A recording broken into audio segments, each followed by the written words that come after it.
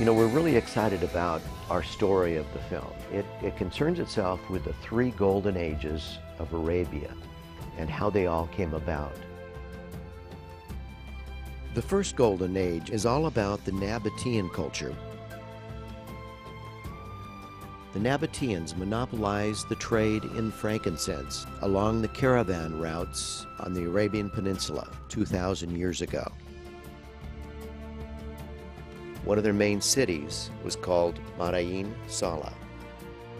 The Nabateans carved 130 elaborate tombs into the tall limestone cliffs in a conspicuous display of wealth. This was a remarkable time for the Arabian culture, and one that is very little known in the world today. The Nabatean kingdom held enduring power in this region for almost 4 centuries, making it one of the most wealthy civilizations on Earth.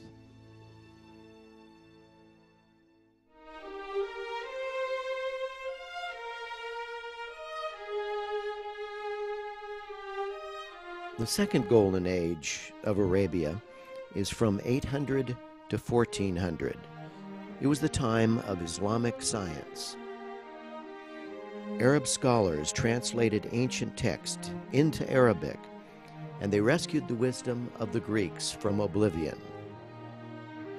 In our film, we tell the story of Ibn al-Haytham, who was a restless scientist who wrote over 200 books, ranging from physics to anatomy.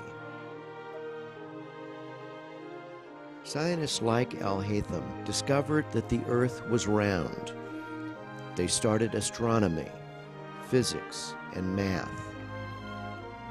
They gave all of us today the tools to explore and understand our world. And yet today, this flood of essential contributions is all but forgotten. This golden age lit up 3 continents for over 500 years.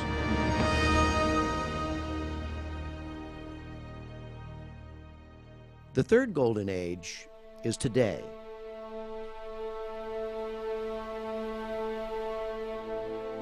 This is an age of respect for the past as Arabia looks to the future, a future of enlightenment, of education, of new freedoms, of development.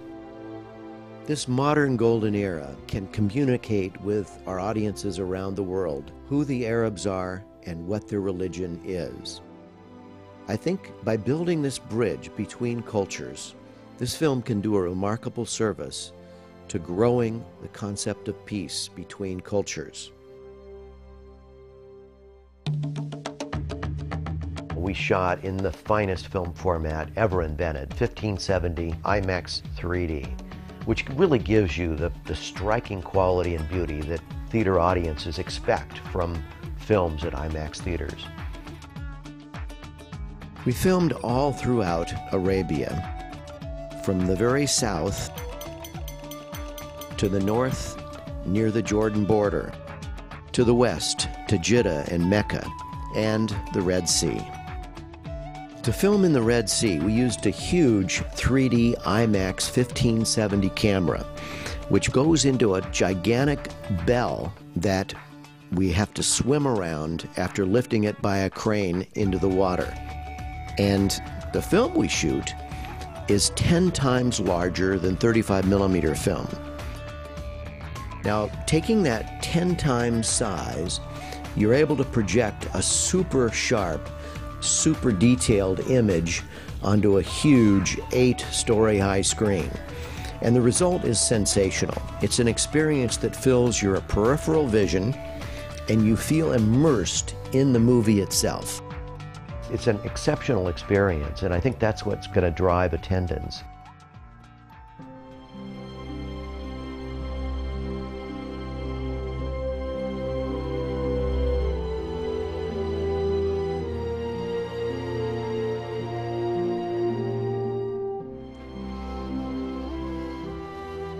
Now, we tell the story of the 3 golden ages of Arabia through many characters. One of the characters is young Hamza Jamjoom. We use him as he makes and studies to make a movie about his people, about his culture, and he digs back into the past to try to unravel some of the paradoxes that you find in anyone's history. We also have many other characters who are leading us through this adventurous story of 3 golden ages. Another is Dr. Al-Talhi, who is the leading archaeologist in Saudi Arabia. Dr. Al-Talhi took us to the ruins at Madain Salah. It played a huge role in the development of the frankincense trade 2,000 years ago. The ruins of its immense tombs, carved from the limestone cliffs, are beautifully restored today.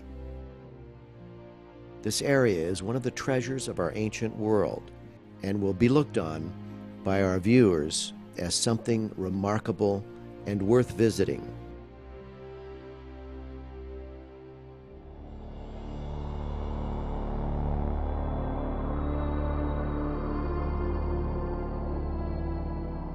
One of the 5 basic pillars of the Islamic religion is that every Muslim should attempt to come to Mecca to visit with others of faith for an event, a pilgrimage called the Hajj. It's one of those things that IMAX theater films can do far better than any other cinema known to man or ever invented. It's so beautiful and so sharp that you feel like you're there looking down on 1.5 million Muslims as they celebrate their faith at the Grand Mosque in Mecca.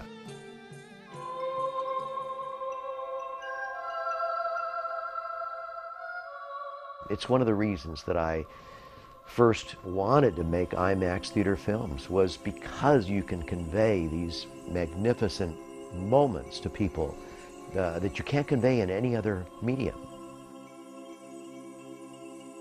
The Hajj is a remarkable experience, and seeing it on the 8-story high screen is going to bring emotion and meaning to people all around the world.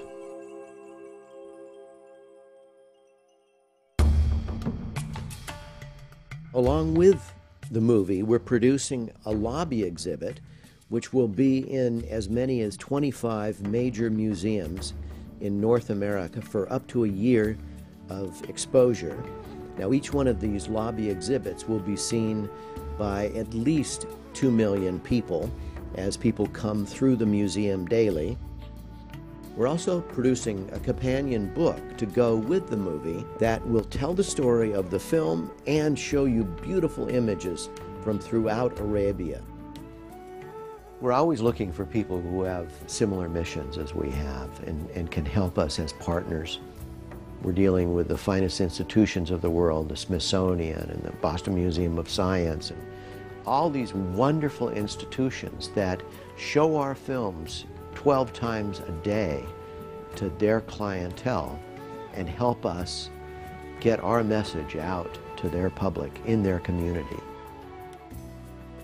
I feel that this film is the most important film that I've ever made. We know that this film will do well. It will bring people together in understanding and friendship. When seen on the 8-story high 3D IMAX theater screens, people will be moved. They'll understand this culture and this religion, and they'll want to know more.